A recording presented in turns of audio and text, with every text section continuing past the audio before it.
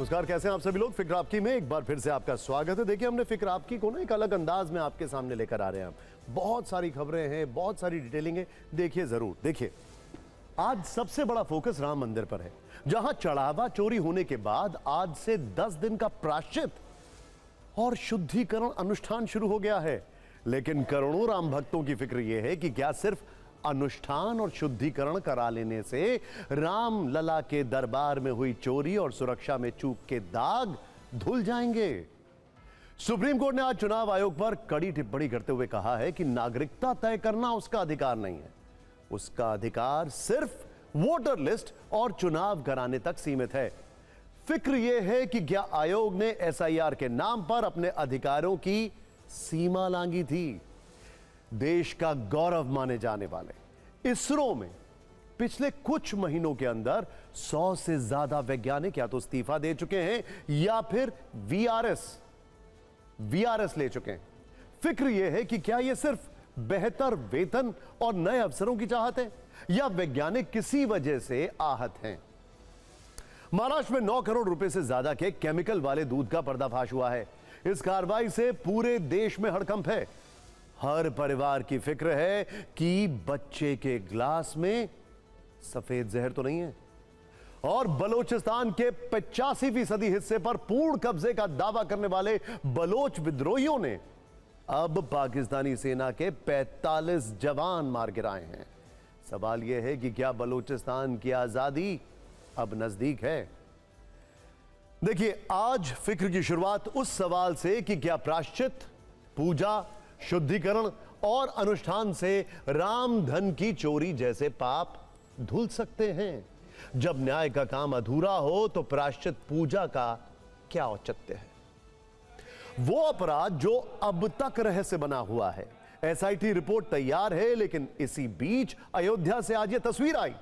श्री राम जन्मभूमि मंदिर परिसर में राम धन की लूट के बाद विशेष प्रायश्चित और शुद्धिकरण अनुष्ठान शुरू करवाया गया। वैदिक मंत्रोच्चार, रुद्राभिषेक, हवन और प्रभु राम की विशेष पूजा के माध्यम से मंदिर परिसर को शुद्ध किया जा रहा है। राम मंदिर परिसर में 10 दिनों तक यह विशेष अनुष्ठान चलेगा। कुल 70 आचार्य वैदिक विधि विधान से हो रही पूजा अर्चना में शामिल हैं। गर्भगृह, परकोटा और मंदिर परिसर में अलग अलग जगहों पर एक साथ यह अनुष्ठान चल रहा है। ट्रस्ट के मुताबिक मंदिर की पवित्रता और मर्यादा को पुनर्स्थापित करने के लिए यह अनुष्ठान हो रहा है। ट्रस्ट का कहना है कि अनुष्ठान का उद्देश्य भगवान से क्षमा याचना के साथ मंदिर की आध्यात्मिक गरिमा और पवित्रता को अक्षुण्ण बनाए रखना। पिछले कुछ दिनों से कोषाध्यक्ष गोविंद देवगिरी ने बताया था कि वो खुद भी व्यक्तिगत स्तर पर प्रायश्चित करेंगे और इसके लिए प्रतिदिन विशेष जप और धार्मिक साधना कराएंगे।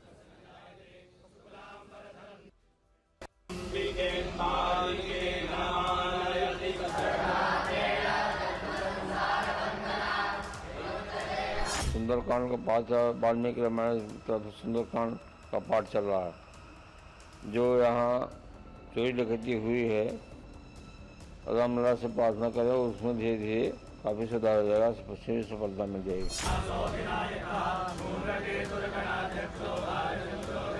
ट्रस्ट हमेशा हर अनुष्ठान कराता रहा, वो अनुष्ठान नियमानुसार अभी भी चल रहा है। जैसा कि कुछ कुकृत्य का जागरण हुआ था और उस पर हमें कुछ नहीं कहना है। जब तक किसी पर दोष नहीं होता, उस किसी को दोषारोपी करना गलत बात है। इसे प्रायश्चित पूजन कहा जाएगा। प्रायश्चित पूजन भैया हर कर्म का प्रायश्चित होता है। जो गलत है वो गलत है, और कहीं भी कोई त्रुटि हुई है तो उसका सुधार होना चाहिए। इस बीच लोगों का कहना है कि जो आरोपी हैं उनका शुद्धिकरण तो पुलिस कर रही है। एक तरफ अयोध्या में पूजा पाठ चल रहा है तो वहां से 135 किलोमीटर दूर लखनऊ में चढ़ावा चोरी के मुद्दे पर हंगामा मचा हुआ था। हजरतगंज चौराहे पर समाजवादी पार्टी की युवजन सभा सड़क पर धरना प्रदर्शन कर रही थी। चंपत राय और ट्रस्ट के बाकी बड़े लोगों के खिलाफ सरकार से कार्रवाई की मांग की गई। माथे पर तिलक और हाथ में रामचरितमानस और तख्तियां लेकर उन्होंने प्रदर्शन किया। इसी दौरान वहां पुलिस भी पहुंच गई। उन्हें रास्ते से हटाने के लिए पुलिस को हल्का बल प्रयोग भी करना पड़ा। युवजन सभा के कार्यकर्ताओं को हिरासत में लेकर इको गार्डन भेज दिया गया। आज भी चढ़ावा चोरी पर खूब राजनीति हुई।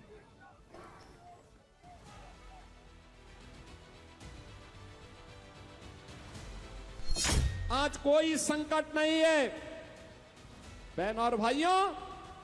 एक समय था जो लोग आज आस्था की वकालत करते हुए दिख रहे हैं, ये लोग 2017 के पहले जय श्री राम बोलने पर लाठी मारते थे, गोली चला लेते थे।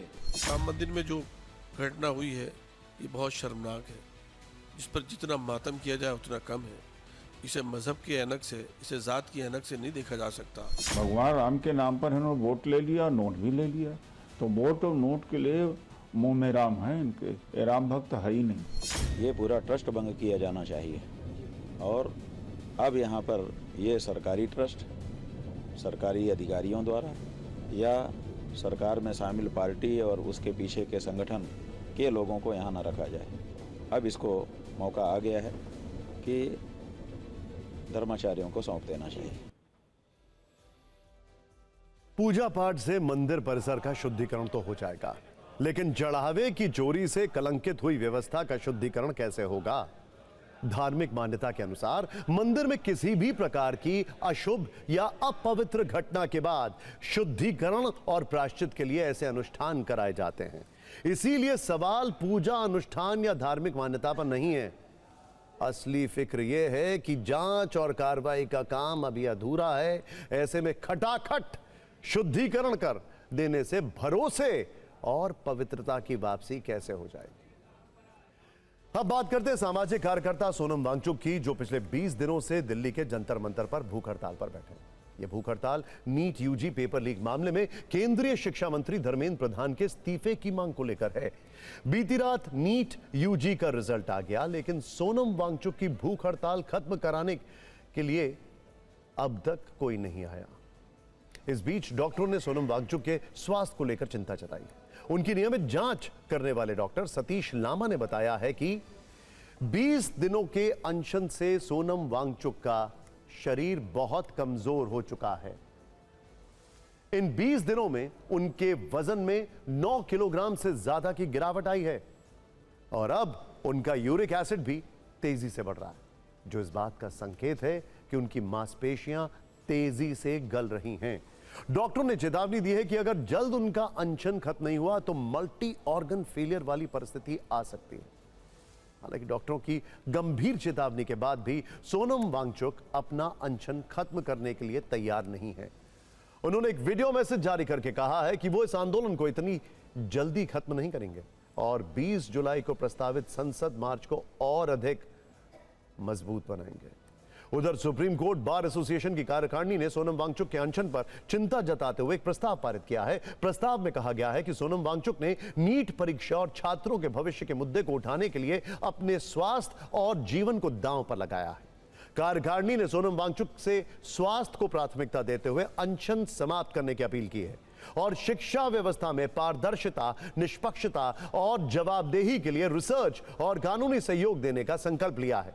इस बीच जंतर मंतर पर जारी सोनम वांगचुक के इस विरोध प्रदर्शन को देश के कई बड़े नेताओं और मशहूर हस्तियों का समर्थन मिला।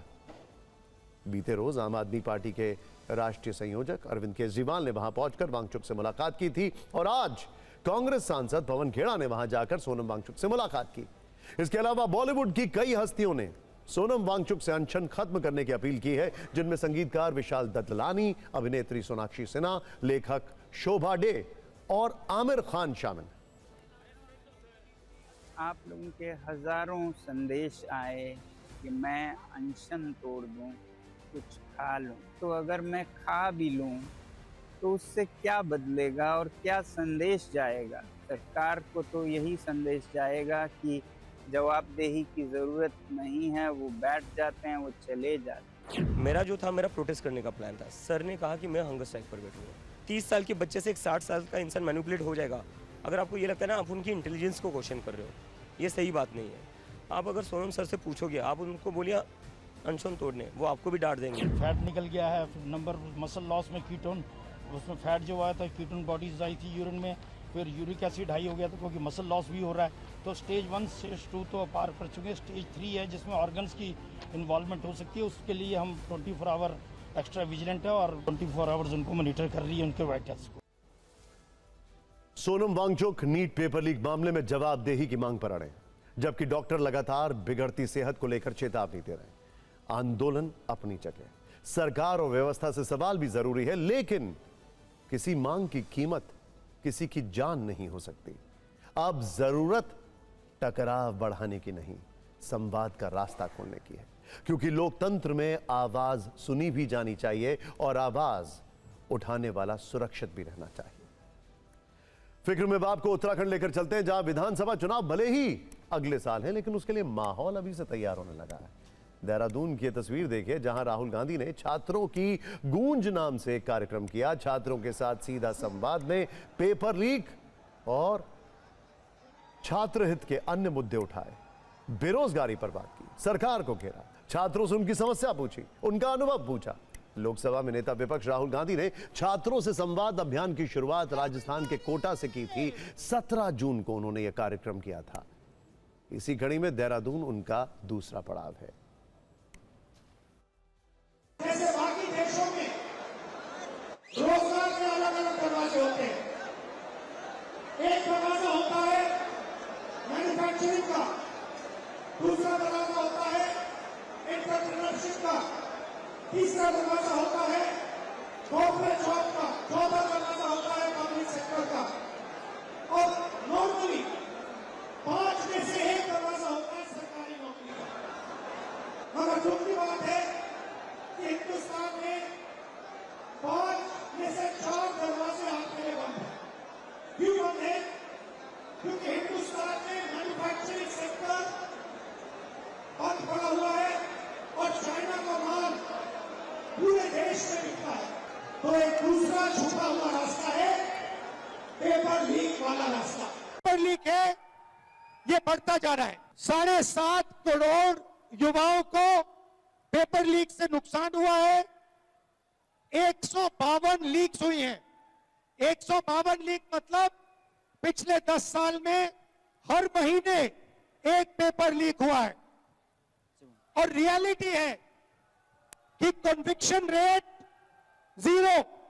इस काम के लिए एक भी व्यक्ति जेल में नहीं गया है, एक व्यक्ति को सजा नहीं मिली है। देहरादून में छात्रों की गूंज कार्यक्रम को सिर्फ छात्र संवाद नहीं, बल्कि उत्तराखंड की राजनीति में कांग्रेस के बड़े अभियान के रूप में भी देखा जा रहा है। जहां अगले साल विधानसभा चुनाव है, विश्लेषकों का मानना है कि कांग्रेस चुनाव से पहले बेरोजगारी, भर्ती परीक्षाओं में अनियमितता, पेपर लीक और युवाओं के रोजगार जैसे मुद्दों को केंद्र में रखकर बीजेपी सरकार को घेरने की रणनीति पर काम कर रही है। राहुल गांधी का यह कार्यक्रम इसी अभियान का अहम हिस्सा है और पार्टी में जान फूंकने की कोशिश माना जा रहा है।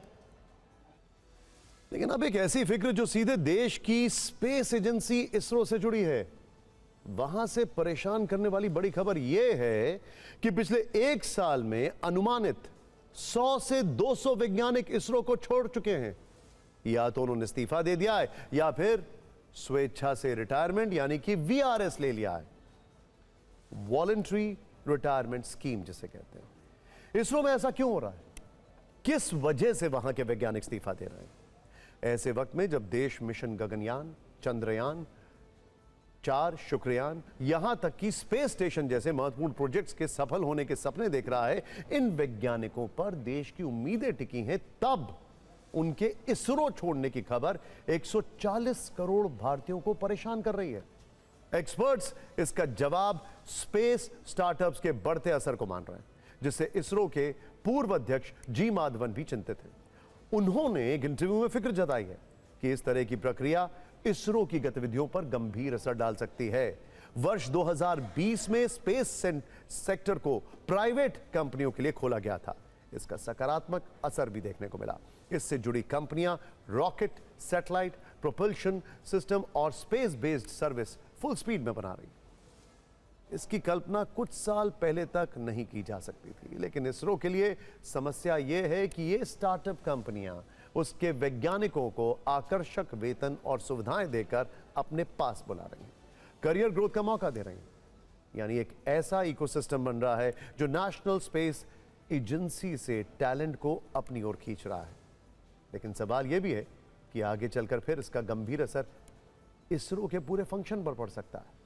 यानी इसरो के अस्तित्व के लिए मामला गंभीर है। इस पर कांग्रेस ने सरकार से कहा है कि सरकार उनसे यह पूछे कि ऐसा क्यों हो रहा है और अगर और आगे क्या किया जा सकता है। जबकि केंद्रीय मंत्री जितेंद्र सिंह ने इस मुद्दे को बहुत गंभीर ना मानते हुए कहा है कि कई लोग आते हैं, कई जाते हैं, इससे इसरो पर फर्क नहीं पड़ता है। वैसे आपको बता दें कि सरकार को इन इस्तीफों से बहुत फर्क पड़ा है। सरकार ने इस संबंध में एक ज्ञापन जारी किया है। इसके मुताबिक अंतरिक्ष विभाग ने अपने वैज्ञानिकों के इस्तीफे स्वीकार करने के नियमों में बदलाव किए हैं। मिशन गगनयान और दूसरे जरूरी मिशन और प्रोजेक्ट से जुड़े ग्रुप ए के वैज्ञानिक के अलावा इंजीनियर्स की वीआरएस और इस्तीफे देने के अनुरोध को सामान्य प्रक्रिया के तहत मंजूर नहीं करने का फैसला किया है। यानी इसरो के अलग अलग केंद्रों के डायरेक्टर और हेड ऑफ द डिपार्टमेंट के पास वैज्ञानिकों के इस्तीफे स्वीकार करने का अधिकार वापस ले लिया गया है। इसरो के जिन केंद्रों को यह ज्ञापन मिला है उनमें UR राव सैटेलाइट सेंटर और विक्रम साराभाई स्पेस सेंटर शामिल है। अब सुनिए इस गंभीर मुद्दे पर कैसे राजनीतिक बयानबाजी हो रही है।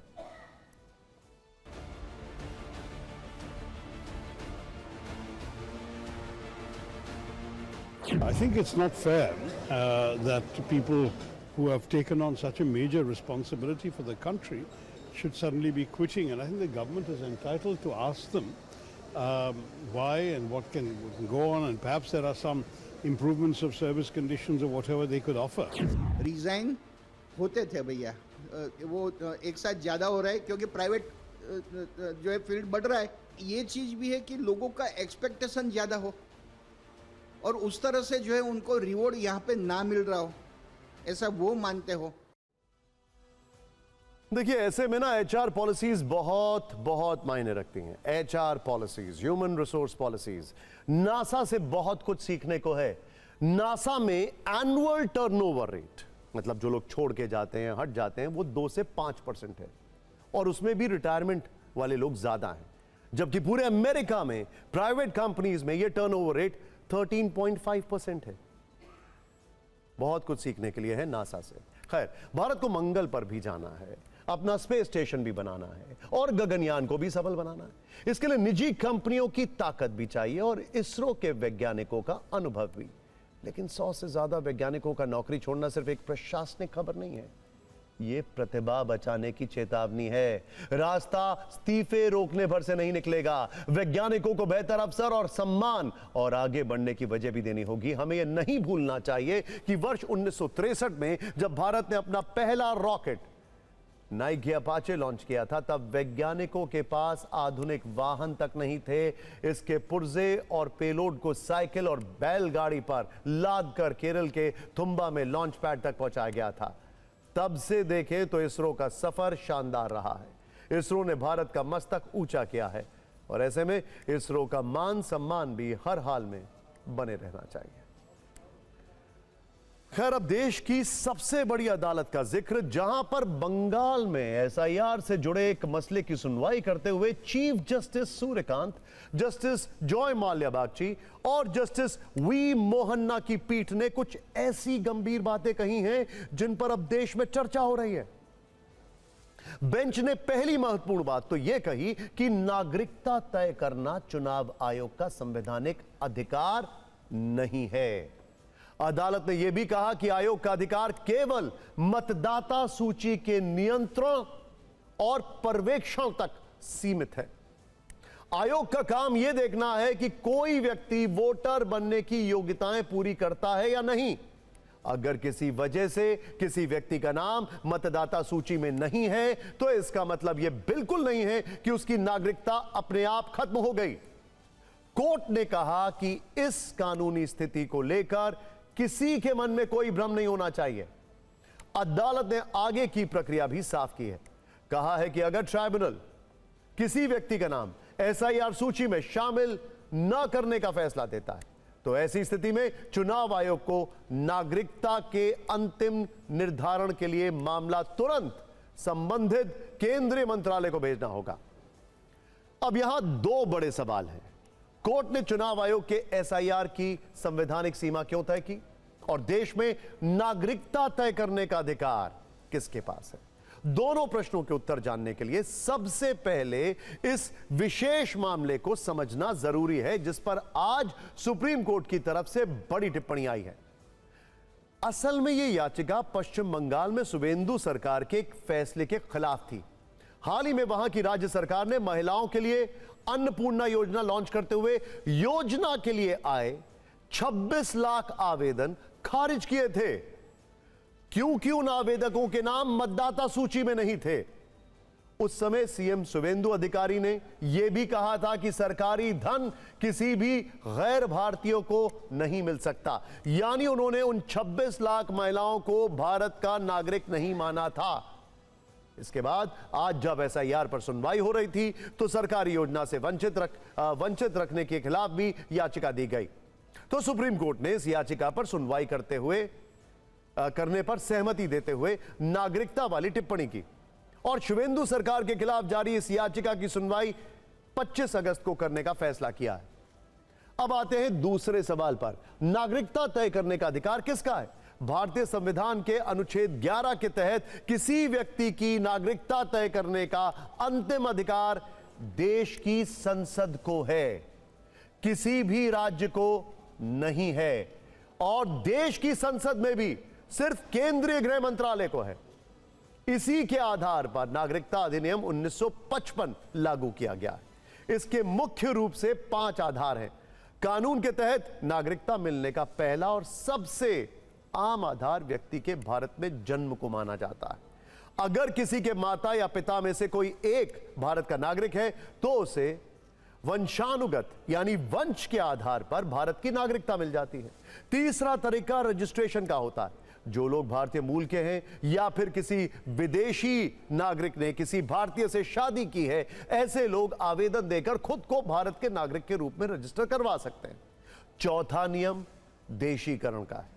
इसका मतलब यह है कि अगर कोई विदेशी नागरिक लंबे वक्त से भारत में रह रहा है और यहां की कला और संस्कृति को अपना चुका है तो उसे भारत की नागरिकता दी जा सकती है। आपको याद होगा पाकिस्तानी मूल के गायक अदनान सामी, उनको मानवीय आधार और कला के क्षेत्र में असाधारण योगदान के विशेष मामले के तहत भारतीय नागरिकता दी गई थी। इसके अलावा अगर कोई नया विदेशी इलाका कानूनी रूप से भारत का हिस्सा बनता है तो फिर एक आदेश जारी करके केंद्र सरकार वहां के लोगों की नागरिकता तय करती है। नागरिकता से संबंधित किसी भी विवाद का निपटारा नागरिकता अधिनियम के तहत सक्षम अधिकारी ही कर सकता है। सुप्रीम कोर्ट और अलग अलग सरकारी अधिसूचनाओं के मुताबिक कोई भी पहचान पत्र नागरिकता का सबूत नहीं है। आधार कार्ड, वोटर आईडी और पासपोर्ट केवल पहचान पत्र या यात्रा दस्तावेज है। यह नागरिकता का अंतिम प्रमाण नहीं है। सुप्रीम कोर्ट ने आज एक बेहद महत्वपूर्ण लकीर खींच दी है। चुनाव आयोग यह तय कर सकता है कि कोई व्यक्ति वोटर बनने की शर्तें पूरी करता है या नहीं, लेकिन वो यह तय नहीं कर सकता है कि कोई व्यक्ति भारत का नागरिक है या नहीं। यही लोकतंत्र की लक्ष्मण रेखा है कि मतदाता सूची तो साफ होनी चाहिए, लेकिन ऐसी सफाई भी नहीं होनी चाहिए कि असली मतदाता और उसकी नागरिकता ही सूची से साफ हो जाए। लोकतंत्र में संस्थाओं की ताकत सिर्फ उनके अधिकारों से नहीं, उनकी मर्यादा से भी तय होती है। और अब अगली खबर के लिए चलते हैं पश्चिम बंगाल, जहां एक मस्जिद पर बवाल मचा हुआ है। 136 साल पुरानी यह मस्जिद कोलकाता एयरपोर्ट के परिसर में बनी है।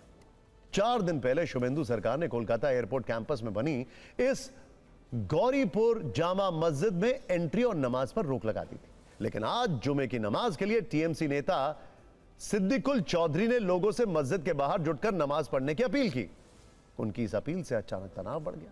हालात ना बिगड़े इसके लिए एयरपोर्ट कैंपस के बाहर भारी सुरक्षा बल तैनात करना पड़ा। नतीजा यह हुआ कि जुमे की नमाज एयरपोर्ट कैंपस के बाहर दूसरी ओर मौजूद जमीयत उलेमा के दफ्तर में पड़ी गई। यह था आज का घटनाक्रम। अब जल्दी से यह भी समझ लेते हैं कि आखिर इतनी पुरानी मस्जिद में राज्य सरकार को लोगों की एंट्री और नमाज क्यों बैन करनी पड़ी। देखिए, यह गौरीपुर जामा मस्जिद कोलकाता एयरपोर्ट के दूसरे रनवे से सिर्फ 165 मीटर की दूरी पर मौजूद है। जबकि अंतर्राष्ट्रीय सुरक्षा नियम कहते हैं कि किसी भी रनवे के 240 मीटर के दायरे में कोई भी स्थायी ढांचा नहीं होना चाहिए। एक सिक्योरिटी प्रोटोकॉल है। इसी को देखते हुए ब्यूरो ऑफ सिविल एविएशन की मांग पर सरकार ने 13 जुलाई को एयरपोर्ट वाली मस्जिद पर बड़ा फैसला किया था। अब टीएमसी सवाल कर रही है कि 136 वर्षों से बिना किसी परेशानी के नमाज हो रही थी, तो अब इस पर रोक क्यों लगाई गई है। वहीं बीजेपी का तर्क है कि अगर मस्जिद की जगह मंदिर भी होता तो सुरक्षा कारणों से उसे भी हटाया जाता। लेकिन सवाल तो वही है कि अब तक क्यों नहीं हटाया गया। तो इसके लिए आपको इस मस्जिद का इतिहास जानना होगा। देखिए, आधिकारिक रिकॉर्ड बताते हैं कि मस्जिद का निर्माण 136 साल पहले वर्ष 1890 में किया गया था। फिर सन 1924 में वहां एयरड्रोम बना और वर्ष 1950 से 1960 के बीच एयरपोर्ट का विस्तार किया गया। इस विस्तार के साथ वहां बसे बांकरा गांव को शिफ्ट कर दिया गया, लेकिन धार्मिक और स्थानीय संवेदनशीलता के कारण मस्जिद को उसी स्थान पर छोड़ दिया गया। 60 के दशक में एयरपोर्ट पर दूसरा रनवे बना, जिसके बाद मस्जिद की मौजूदगी पर सुरक्षा से जुड़े सवाल खड़े हुए। 1962 में बंगाल सरकार ने जमीन अधिग्रहण किया और इसे एयरपोर्ट अथॉरिटी ऑफ इंडिया को दे दिया। 2003 में रनवे के टचडाउन पॉइंट को थोड़ा खिसकाया गया, लेकिन इससे रनवे की लंबाई छोटी हो गई, लिहाजा बड़े विमानों की लैंडिंग मुश्किल हो गई और अब राज्य सरकार ने उस मस्जिद में लोगों की एंट्री ही बैन कर दी।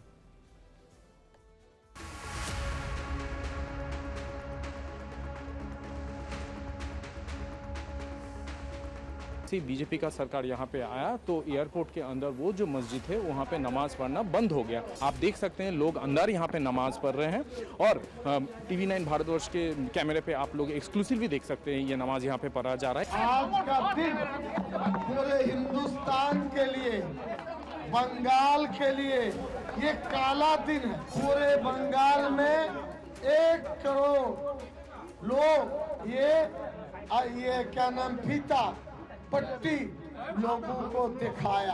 आज के बाद कानूनी बात चलेगी, क्या कर सकते हैं।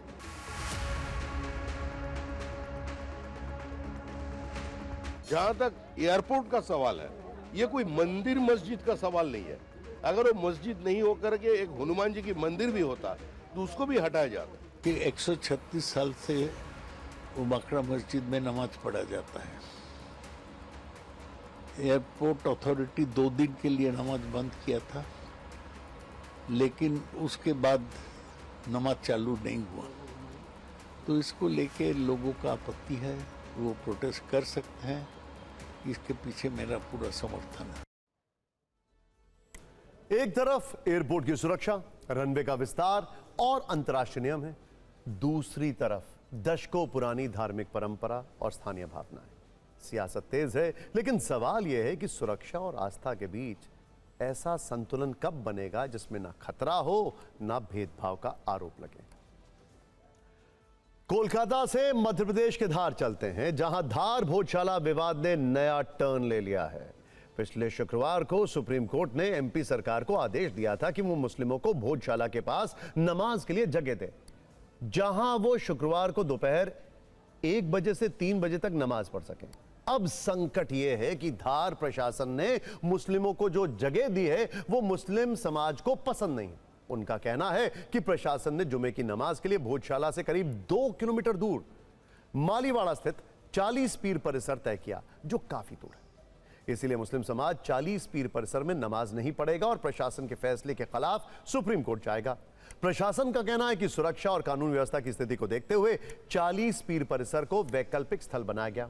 मुस्लिम समाज का कहना है कि जब भोजशाला परिसर में नमाज होती थी तब भी कभी कानून व्यवस्था की स्थिति नहीं बिगड़ी। नमाज बंद होने के बाद भी कोई विवाद नहीं हुआ, इसीलिए इतनी दूर वैकल्पिक व्यवस्था का कोई औचित्य नहीं है। लेकिन प्रशासन ने अगले जुमे की नमाज के लिए जेसीबी से 40 पीर परिसर को समतल करने का काम शुरू कर दिया है।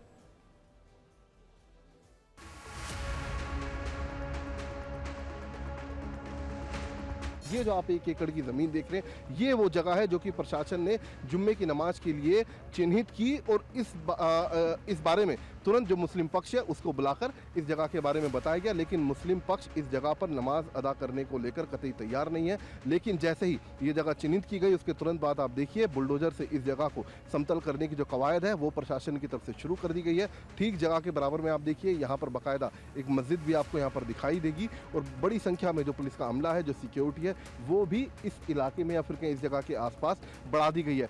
हाई कोर्ट ने और सुप्रीम कोर्ट ने इस परिसर को मंदिर माना है और नमाज को अवैध माना है, अतिक्रमण माना है। तो अतिक्रमण की सजा होती है, मुआवजा नहीं। तो अगर इसको अवैध माना है तो इसके बदले में अन्य स्थान देना न्यायोचित नहीं है।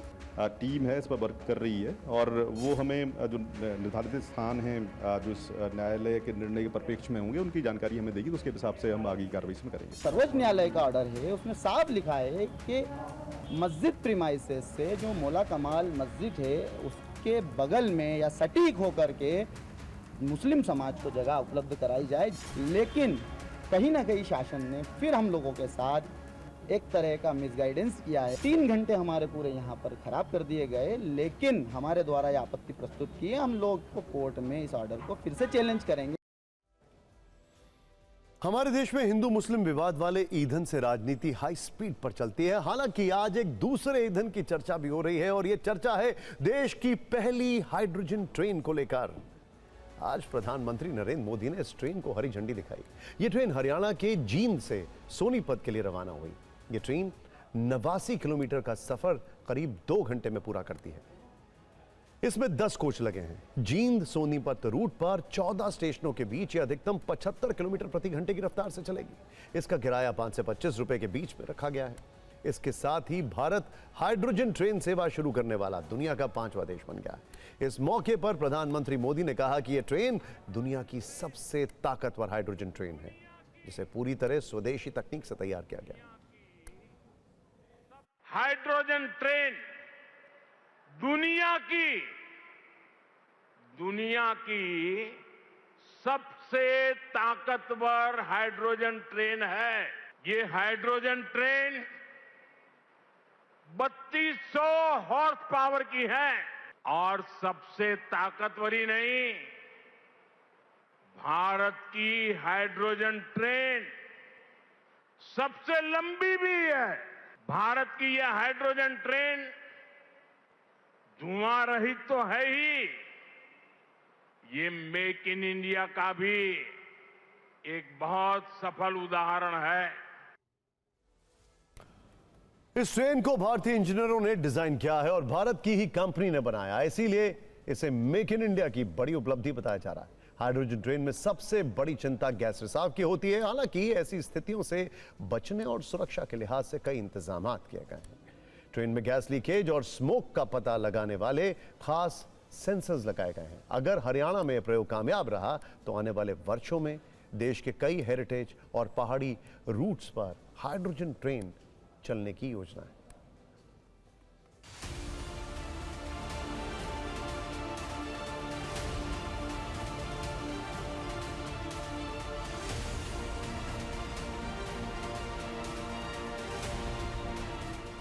हाइड्रोजन ट्रेन की बात करें, जिसे ग्रीन नमो ट्रेन भी कहा जा रहा है, तो इसके कोचेस की बनावट कैसी है इस पर थोड़ा सा बात कर लेते हैं।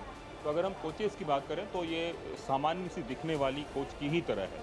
मैं बहुत स्पष्ट शब्दों में कहना चाहूँगा कि ये वो कोच है जो आमतौर पर लोकल ट्रेन जो होती है उसमें प्रयोग में आती है और उसी तरह की इसमें बनावट और सब कुछ है।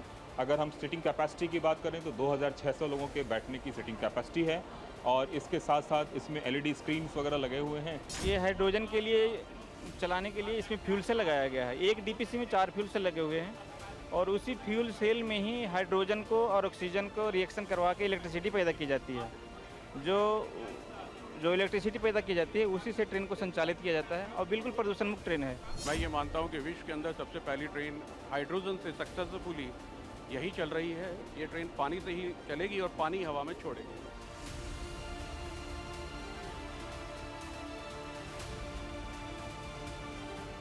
बहुत खुश है और हमारे जींद रियासत को इतना ऊंचा कर दिया मोदी जी ने, और सबसे बड़ी ट्रेन चलाई है। यार हिस्टोरिकल इवेंट है, बहुत ज़्यादा खुशी है, इससे ज़्यादा और क्या खुशी है। जो हाइड्रोजन ट्रेन हमारे हिंदुस्तान में पहली दफा चल रही है, वो जींद से चल रही है, हमारे शहर से चल रही है, हमारे लिए गर्व की बात है।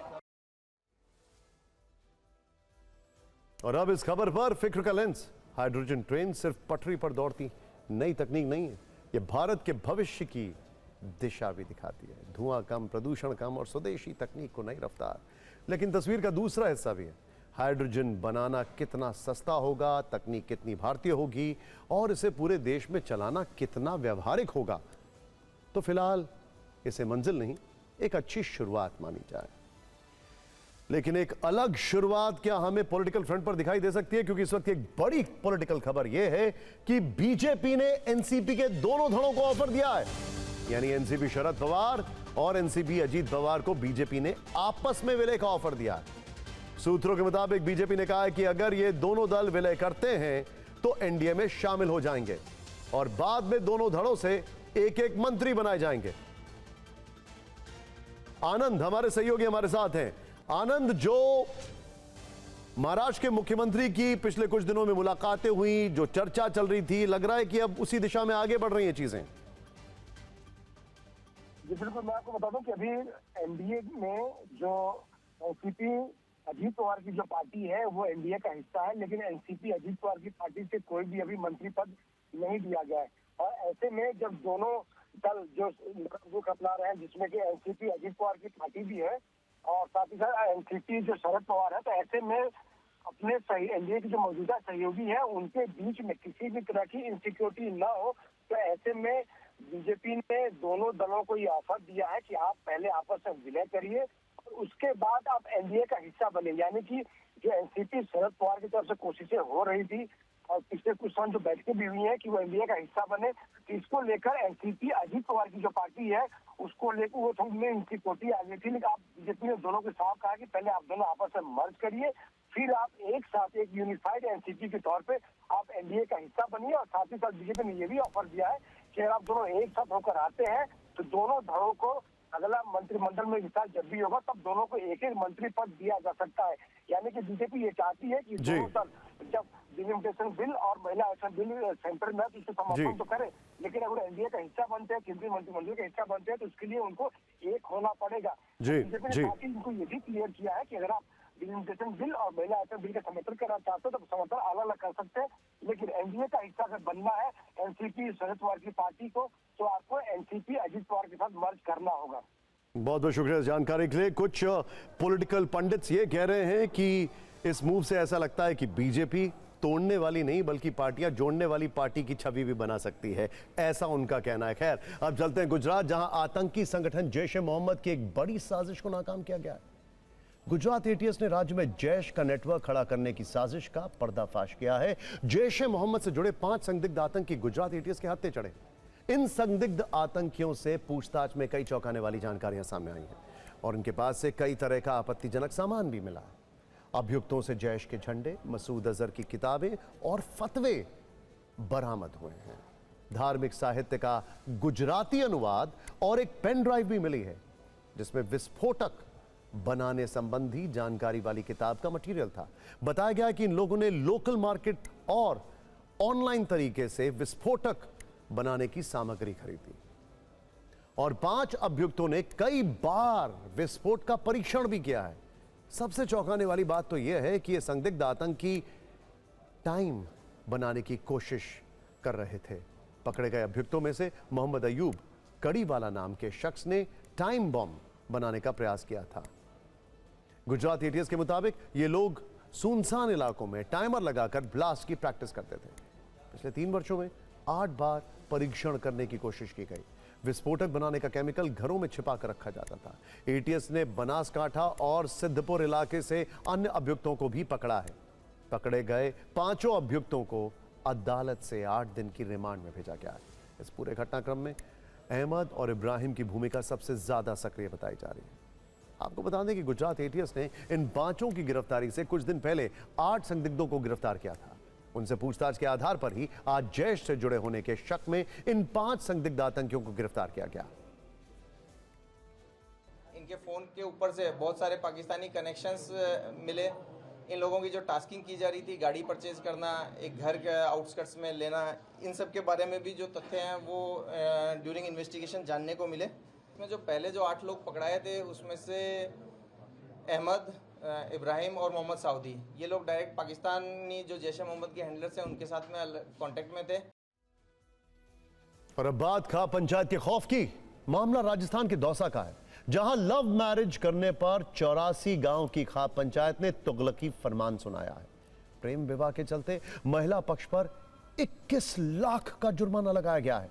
जुर्माना ना चुकाने पर समाज से हुक्का पानी बंद करने की धमकी भी दी गई है।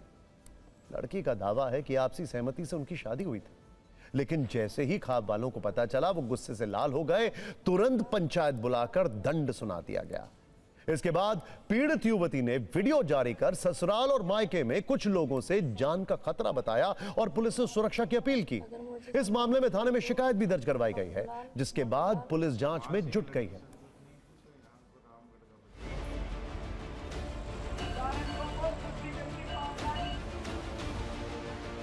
अगर मुझे समाज के लोगों और पप्पूलाल, मोतीलाल और विकास द्वारा प्रताड़ित किया गया या कोई दबाव दिया गया तो मेरी मौत के जिम्मेदार ये लोग होंगे। जो खाप पंचायत ने हमारे ऊपर 21 लाख रुपए का जुर्माना रखा है वो हम देने की स्थिति में नहीं है, हमसे वो लग नहीं सकता। तो हम हाथ जोड़ के ये निवेदन करते हैं पुलिस प्रशासन से और जो भी उच्चाधिकारी हैं उनसे ये निवेदन करते हैं कि इसमें सख्त से सख्त कार्रवाई की जाए। उस लड़की ने पहले इससे परिजनों ने दूसरी जगह शादी की, वहाँ से ये लड़की संतुष्ट नहीं थी तो यहाँ को रामगढ़ का बच्चा था उसके साथ में उसकी शादी उसके साथ रहने लग गई। इसी बात पर इनके सामाजिक दबाव की वजह से इस लड़की ने कोई वीडियो वायरल हमारे को प्रार्थना पत्र दिया था, जिस पर हमने सभी को पाबंद करवा दिया कोर्ट से। सामाजिक मीटिंग तो हुई है, लेकिन इसके बारे में कोई ऐसा कोई लिखित दस्तावेज हमारे सामने मीटिंग में किया। समाज को इस प्रकार के अपराधों से बचाने के लिए संबंधित आरोपी पक्ष लड़के वाले जो लड़की को भगाकर लाया है उसका फैसला एक मुफ्त राशि अंके 21 लाख रुपये देना तय किया है। और अब इस खबर पर फिक्र का लेंस। शादी 2 लोगों का फैसला है, खाप का नहीं। लव मैरिज पर जुर्माना लगाना सिर्फ पुरानी सोच नहीं, संविधान को खुली चुनौती है। सुप्रीम कोर्ट कई बार साफ कर चुका है कि बालिग अपनी पसंद से शादी कर सकते हैं, फिर भी कुछ पंचायतें प्यार पर पहरा और लव मैरिज पर जुर्माना लगा रही हैं। सरकारों को तय करना होगा कि उन्हें वोट बैंक बचाना है या नागरिकों की आजादी। अब आपको पाकिस्तान के बलोचिस्तान प्रांत लेकर चलते हैं, जहां पर खुद को आजाद मुल्क घोषित करते हुए 85% भूभाग पर कब्जे का दावा किया गया है। इसके अलावा पाकिस्तानी सेना के साथ बीएलए का संघर्ष भी इन दिनों जबरदस्त तरीके से चल रहा है। बलूच विद्रोहियों के ताबड़तोड़ हमलों ने पाकिस्तान के फील्ड मार्शल असीम मुनीर की फिक्र कई गुना बढ़ा दी है। बीएलए ने बलूचिस्तान के मस्तुंग में पाकिस्तानी सेना के काफिले पर घात लगाकर अटैक किया। इस हमले में पाकिस्तानी सेना के 45 से ज्यादा सैनिक मारे गए। पाकिस्तानी अधिकारियों ने भी हमले की बात मानी है, लेकिन मारे गए सैनिकों की संख्या को लेकर कोई आधिकारिक बयान नहीं दिया गया। यह अटैक क्वेटा कराची हाईवे पर हुआ था। हमला बीएलए के फतेह स्क्वाड ने किया था। इसके अलावा बीएलए ने केचदार जिले में भी पाकिस्तान की सेना पर हमला बोला। पाकिस्तानी पोस्ट पर रॉकेट लॉन्चर से अटैक किया, पाकिस्तानी पोस्ट को तबाह कर दिया। हमले के बाद वहां से कई सैनिक भागते भी नजर आए। इस हमले के बाद पाकिस्तानी सेना की तरफ भी जवाबी कार्रवाई हुई। पाकिस्तानी सुरक्षा बलों ने 5 विद्रोहियों को मार गिराया। बीएलए विद्रोहियों को मारने का यह वीडियो सामने आया है। यह हमले एक तरफ और एक्स हैंडल पर बलूच नेता मीर यार बलोच का स्वतंत्र देश का दावा दूसरी तरफ। उन्होंने एक पोस्ट में लिखा है कि बलूचिस्तान के सुरक्षा बलों ने स्टेट के 85% इलाके पर नियंत्रण पा लिया है। हालांकि इस दावे की किसी आधिकारिक सोर्स से पुष्टि नहीं हो सकी, लेकिन मीर यार बलोच ने यह भी कहा है कि नए देश बलूचिस्तान ने अपना राष्ट्रगान भी लॉन्च किया।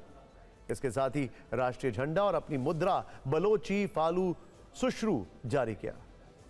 उन्होंने अंतर्राष्ट्रीय समुदायों से बलूचिस्तान को अलग देश के तौर पर मान्यता देने की अपील की है। कहा कि हमारे पास भले ही लड़ाकू विमान, अटैक हेलीकॉप्टर, टैंक, मिसाइल या भारी तोपखाने नहीं, लेकिन बलूचिस्तान की जमीन पर अब हमारा कंट्रोल है।